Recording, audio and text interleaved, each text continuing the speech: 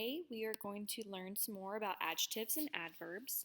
And we've already had an overview of the parts of speech, but I do want to, for each part of speech, spend a little more time giving you examples, discussing it a little more in depth. But this video won't be too long because adjectives and adverbs are pretty straightforward. They are both types of modifiers, which to modify just means to describe. But some people have difficulty distinguishing between adjectives and adverbs, which is why I like to discuss them together. So, adjectives modify nouns and pronouns, and that's the main thing that is going to help you distinguish adjectives and adverbs is what types of words are they modifying. And we've already talked about nouns and pronouns, and we've talked about verbs enough that I think we can get a hold of this concept. So a couple examples. The brick house is for sale. So the word brick is describing the house. A house is a noun. And that is what helps us understand that the word brick is an adjective. My red sweater keeps me warm. The word red is modifying sweater. In this case, I don't have it underlined, but the word my is also an adjective. The word my is also modifying sweater. And often you will have multiple adjectives in a row modifying the same noun. Brian's car is in the shop. And if you have been taught, growing up, you may have been taught 9 parts of speech instead of 8. And people who teach 9 parts of speech will say a, and the are articles. And they are, however, these we teach them under the umbrella of adjectives. So a, and the are types of adjectives because the word the is modifying the noun shop. Hope that makes sense. They are very anxious about their SAT test. Here we have a predicate adjective, anxious, modifying the pronoun they. They are anxious, have that linking verb there. So the adjective doesn't always come right before the noun it modifies, especially if it's a predicate adjective, as we've already learned about with sentence patterns. 2 puppies are tumbling around the yard. Numbers are adjectives, and sometimes that's something that people forget, but that does happen.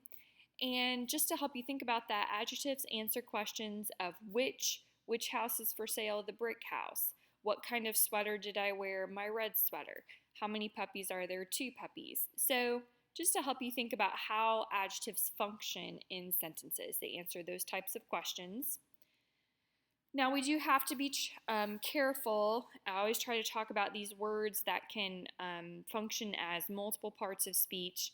And sometimes nouns can function as adjectives. The example I give you is the word cigarette. Can you smell cigarette smoke? So a cigarette is a thing, right? However, in this sentence, it is functioning as an adjective. It's modifying the noun smoke.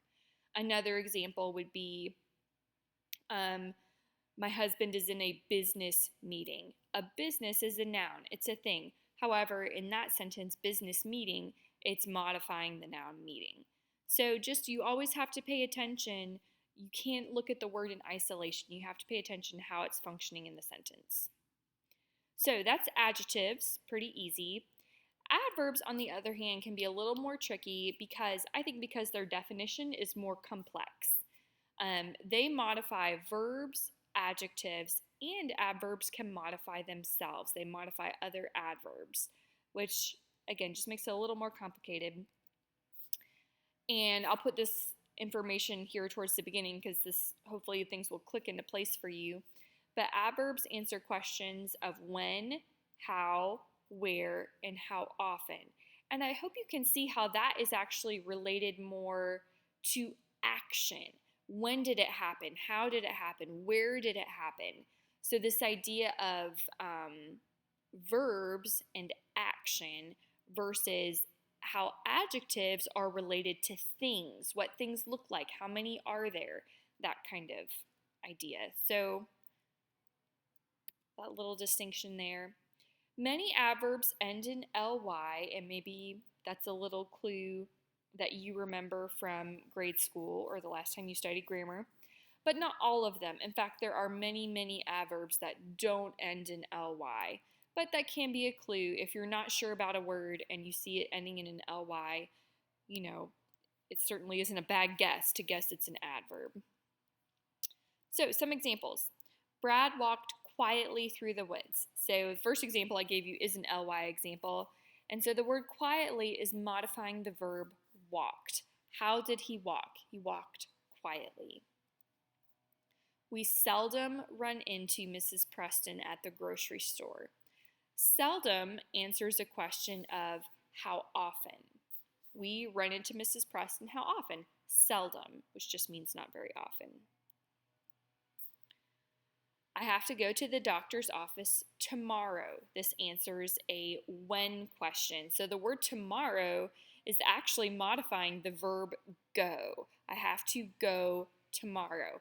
And I think this is what can be tricky about adverbs is they really can appear anywhere in the sentence. Adjectives are usually closer to the words they modify, but adverbs aren't always. Sometimes they come before the word, sometimes after the word, sometimes they come at the end of the sentence or the beginning of the sentence. So you really have to pay attention to the word tomorrow is explaining what, when I go. All right, so far we've looked at adverbs that modify verbs. Here is an example of an adverb that modifies an adjective. So the word breathtakingly is modifying the word beautiful. How beautiful are the trees? They are breathtakingly beautiful. So the word beautiful is modifying the noun trees. Beautiful is a predicate adjective. And the word breathtakingly is telling us to what extent they are beautiful. So just an example of an adverb modifying an adjective. And then finally, I'll give you an example of an adverb modifying another adverb. Susan got accepted into the program very quickly. So the adverb quickly is modifying accepted. How did she get accepted into the program? Quickly. And the word very is telling us how quickly she got accepted. So when you have words that modify adverbs that modify other adverbs, it's usually going to be words like very or really or so. They're intensifiers, or even words like more. And adverbs are tricky. There are some words that function as both adverbs and conjunctions.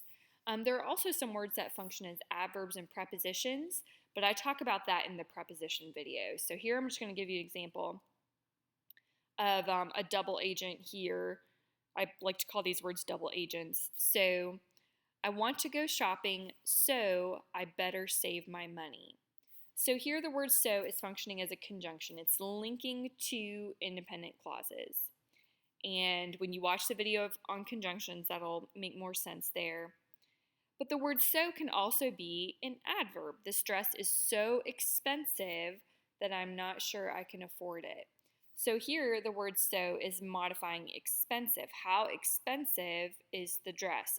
Expensive is modifying dress.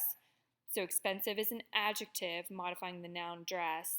And the word so is an adverb modifying the adjective expensive. And if you're taking notes, sometimes it's helpful to draw arrows. When I teach this in the traditional classroom, I'm always drawing arrows, and I haven't figured out how to do that with PowerPoint with my keynote yet, so maybe someday I'll figure that out. All right, so those are adverbs. And I did want to talk really briefly about some commonly misused adjectives and adverbs, and those are good versus well and bad versus badly. So the word good is an adjective and the word well is an adverb. So I could say NGU has a good football team. So the word good is modifying team. They are a good team. However, when I talk about the way that they play, I would say yesterday they played well, all right, really well. So the word well is modifying the verb played. And so that's something like if someone asks you, how are you doing today? You say, I am doing well, because it's referencing your state of being. It's modifying a verb. You wouldn't say they played good. They played well. So this is just one I see misused fairly often in writing, so I like to hit on this. Bad versus badly, same idea. I'm sure the other team isn't usually so bad. The word bad modifying the noun team. Whereas you want to use the ly form, they certainly played badly yesterday. And so often I'll see students using the adjective form, they played bad yesterday, when it should be they played badly. Or someone might say, don't drive so slow, when you should say, don't drive so slowly, leaving off that ly when you really need it to use the adverb form. All right, I hope that makes sense. That is adjectives and adverbs, and let me know if you have any questions.